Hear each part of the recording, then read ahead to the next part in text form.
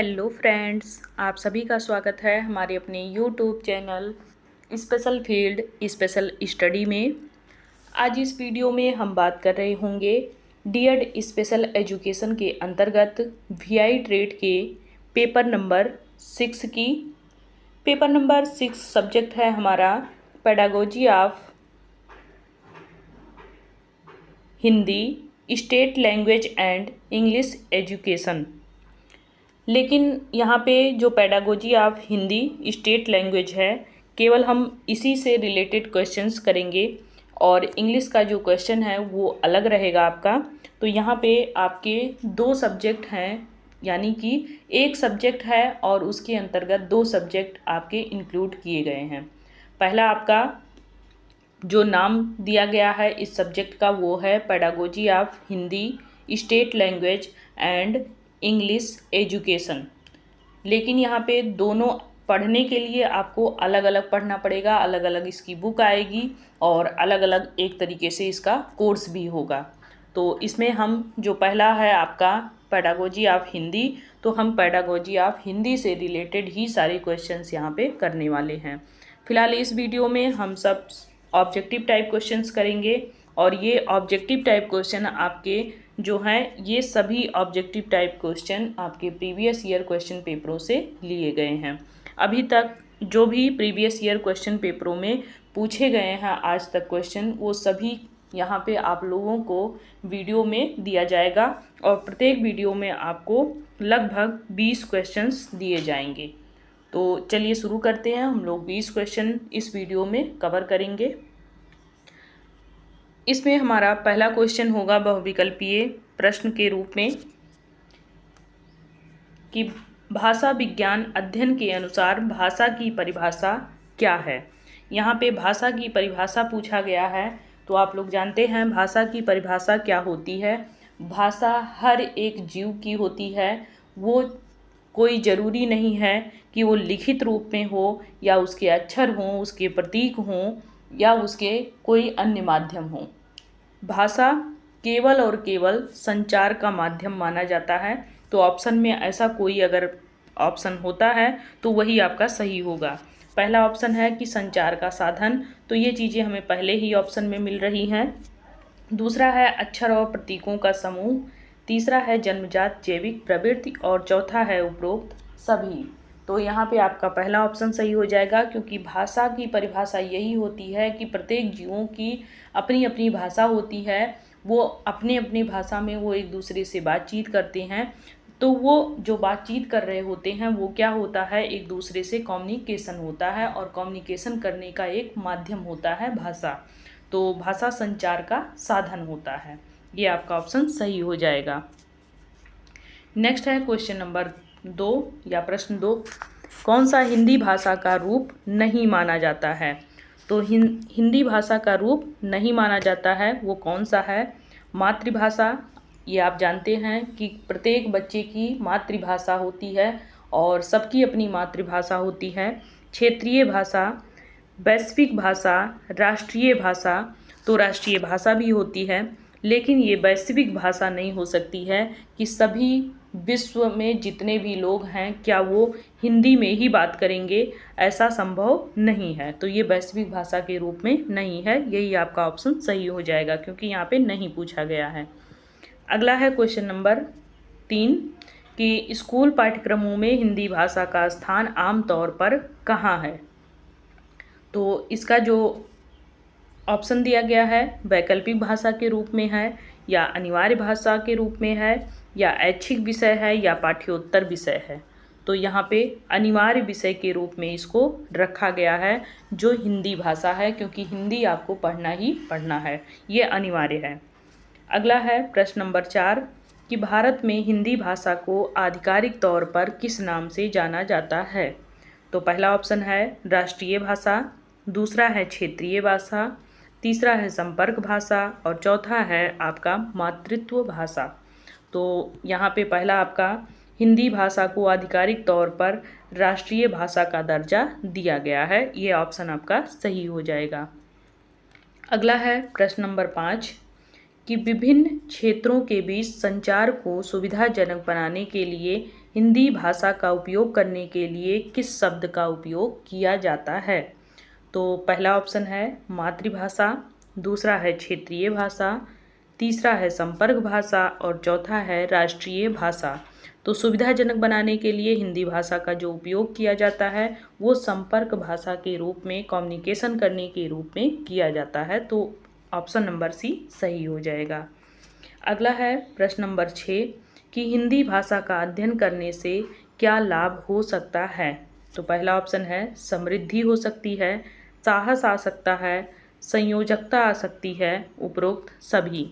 तो यहाँ पे हिंदी भाषा अध्ययन करने से क्या क्या लाभ हो सकते हैं? समृद्धि भी आएगी, साहस भी आएगा, संयोजक भी आएंगे और ये ऑप्शन सभी सही हो जाएंगे। तो ऑप्शन नंबर डी सही हो जाएगा आपका। अगला है प्रश्न नंबर 7 कि भाषा शिक्षण में स्वाभाविकता का सिद्धांत क्या दर्शाता है? तो सब कुछ सीखना, option number A, option number B बिना प्रयास के सीखना, ऑप्शन नंबर सी कि प्रेरित होना और डी है दूसरों का अनुकरण करना। तो यहाँ पे आप देख सकते हैं भाषा शिक्षण में स्वाभाविकता का सिद्धांत ये दर्शाता है कि बिना प्रयास के सीखना। अगला है क्वेश्चन नंबर 8 कि भाषा शिक्षण में अनुकरण का अर्थ क्या होता है? तो अनुकरण का मतलब होता है जब आप दूसरों का देख करके सीखेंगे तो उसी को नकल करना कहते हैं या उसी को अनुकरण करना कहते हैं। तो पहला ऑप्शन है समझ, दूसरा है उत्साह, तीसरा है दूसरों के उदाहरण का अनुसरण करना या नकल करना, दोनों एक बात है, फिर समाधान करना। तो यहाँ पे पूछा गया है अनुकरण का अर्थ, तो आप जान ही रहे हैं दूसरों के उदाहरण का अनुसरण करना। नेक्स्ट है प्रश्न नंबर 9 कि भाषा शिक्षण में कौन सा सिद्धांत व्यक्तिगत अंतर और अभ्यास पर बल देता है? पहला ऑप्शन है प्रयास, दूसरा है स्वाभाविकता, तीसरा है अनुकूलन या फिर उपरोक्त सभी। तो यहाँ पे भाषा शिक्षण में जो सबसे व्यक्तिगत सिद्धांत अंतर में देखेंगे कि ये किस पे बल देगा, तो वो अनुकूलन पे बल देगा कि जिस प्रकार उसको सुटेबल लगेगा उसी प्रकार से वो सीखने में अपने आप को रुचि लेगा। नेक्स्ट है प्रश्न नंबर 10 कि हिंदी शिक्षण का एक सामान्य उद्देश्य क्या है?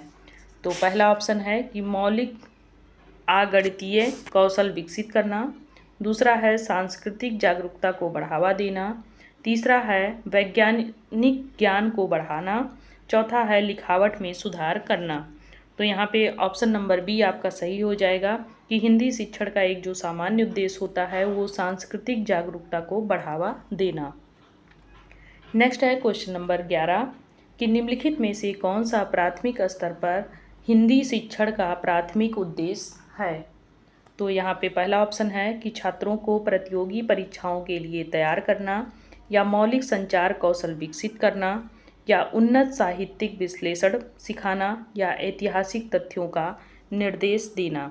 तो यहाँ पे ऑप्शन नंबर बी सही हो जाएगा कि मौलिक संचार कौशल विकसित करना। नेक्स्ट है प्रश्न नंबर 12 कि हिंदी शिक्षण में कौन सा संज्ञानात्मक उद्देश्य लक्षित करता है? तो कविताएं याद करना, या फिर व्याकरण के नियम को समझना, या फिर निबंध लिखना, या प्रयोग करना। तो संज्ञानात्मक जो उद्देश्य होता है वो व्याकरण के नियमों को समझना ये होता है। नेक्स्ट है प्रश्न नंबर 13 कि हिंदी शिक्षण में कौशल आधारित उद्देश्य क्या है? तो हिंदी साहित्य का इतिहास सीखना, ऑप्शन नंबर ए है, ऑप्शन नंबर बी है कि लेखन दक्षता विकसित करना, और सी है हिंदी कविता की सराहना करना, और डी है हिंदी उपन्यासों का विश्लेषण करना। तो यहाँ पे बी आपका सही हो जाएगा कि लेखन दक्षता विकसित करना, क्योंकि कौशल अगर आधारित उद्देश्य क्या है ये देखें हिंदी में तो लेखन दक्षता सबसे पहले आनी चाहिए। नेक्स्ट है प्रश्न नंबर 14 कि निम्नलिखित में से कौन सा हिंदी शिक्षण का सौंदर्यात्मक उद्देश्य है? पहला ऑप्शन है हिंदी पढ़ना और लिखना सीखना, हिंदी कविता और साहित्य की सुंदरता को सराहना करना, या हिंदी व्याकरण में निपुणता हासिल करना, या शब्दावली का विकास करना। तो यहाँ पे ऑप्शन नंबर आपका बी सही हो जाएगा, हिंदी कविता और साहित्य की सुंदरता की सराहना करना। ये सौंदर्यात्मक उद्देश्य होता है इसका। अगला है क्वेश्चन नंबर 15 कि हिंदी शिक्षण के महत्वपूर्ण उद्देश्य में क्या शामिल है। तो हिंदी शिक्षण के महत्वपूर्ण उद्देश्य में जो शामिल है वो क्या है? क्या वो हिंदी ग्रंथों को रटना है, साहित्यिक कृतियों का आलोचनात्मक विश्लेषण है, या फिर हिंदी छंदों का पाठ करना है, या फिर हिंदी से अंग्रेजी में उसका अनुवाद करना है। तो यहाँ पे ऑप्शन नंबर बी सही हो जाएगा, साहित्यिक कृतियों का आलोचनात्मक विश्लेषण ही आपका हिंदी शिक्षण के महत्वपूर्ण उद्देश्य में शामिल होता है। अगला है क्वेश्चन नंबर 16 कि हिंदी शिक्षण में कहानी कहने की विधि का प्राथमिक केंद्र क्या है। पहला ऑप्शन है व्याकरण के नियम जानना, या शब्दावली, या संलग्नता और कल्पना, या फिर वर्तनी सुधार करना। तो यहाँ पे प्राथमिक केंद्र ये होता है कि संलग्नता और कल्पना यहाँ पे आपका कहानी कहने की विधि का प्राथमिक केंद्र होता है कि कितनी तत्परता से, कितनी लगन से आप उस कहानी को कह रहे हैं और उसमें कितनी चीज़ें कल्पनात्मक हो सकती हैं। नेक्स्ट है प्रश्न नंबर 17 कि किस विधि में सामग्री की संचरित और अनुक्रमिक प्रस्तुति शामिल है। तो नंबर 1 कहानी सुनाने की विधि में, या पाठ्य पुस्तक विधि में, या हर्बार्टियन विधि में, या व्याख्या विधि में। तो यहाँ पे जो विधि पूछी गई है कि जिसमें संचरित और अनुक्रमिक प्रस्तुति शामिल है वो है हर्बार्टियन विधि। ये आपका सही हो जाएगा, इसको याद रखिएगा, अगर पूछ लेगा तो फिर आप उसमें कंफ्यूज मत होइएगा। नेक्स्ट है प्रश्न नंबर 18 कि पाठ्य पुस्तक विधि सबसे उपयुक्त है। क्या वो रचनात्मक लेखन के लिए है, या पाठ्यक्रम सामग्री का व्यवस्थित शिक्षण है, या मौखिक संचार कौशल है, या सामूहिक गतिविधियां हैं। तो यहाँ ऑप्शन नंबर बी पाठ्यक्रम सामग्री को व्यवस्थित करना ये आपका सही हो जाएगा।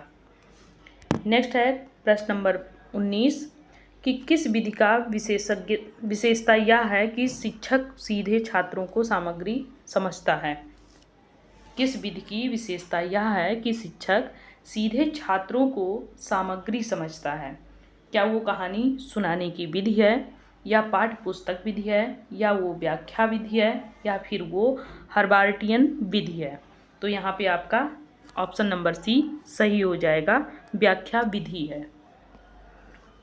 अगला है और लास्ट इस वीडियो का प्रश्न है कि भाषा प्रयोगशाला पद्धति का उपयोग करने का एक लाभ यह है। तो कौन सा लाभ है जो भाषा प्रयोगशाला पद्धति का उपयोग करने से होता है? क्या वो लागत प्रभावशीलता है, या उच्चारण अभ्यास में वृद्धि है, या शिक्षक की कम भागीदारी है, या कम उपकरणों की आवश्यकता है। तो यहाँ पे ऑप्शन नंबर बी सही हो जाएगा कि उच्चारण अभ्यास में वृद्धि। तो ये आपके 20 प्रश्न थे जो कि हिंदी स्टेट लैंग्वेज से कराए गए हैं। तो आप लोग इन सभी वीडियो को देखना मत भूलिएगा, जितने भी VI ट्रेड से हैं, जितने भी HI ट्रेड से हैं, जितने भी आपके IDD ट्रेड से हैं, सबको यहाँ पे लाभ मिलने वाला है, क्योंकि कुछ ऐसे कॉमन पेपर हैं जो आप सभी लोगों को यहाँ पे पढ़ने को मिल जाएगा।